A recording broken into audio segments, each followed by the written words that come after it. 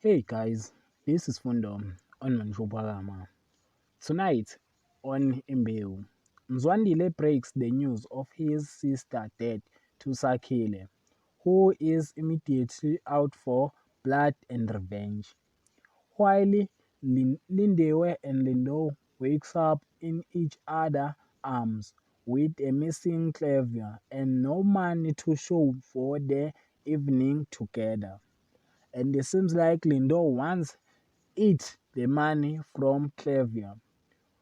Nairobi is devastated to learn that Mira child has died, but he tells Dr. Wallace that if he does not find the baby, he will sue the hospital. While while Kulego tell Zetulele that there was one thing missing on the accident, and the number plate is not on the car. And it seems like Zetulele got scared that he will be arrested. That's for tonight. Thanks for watching. Don't forget to like and comment and subscribe. Therefore, thanks.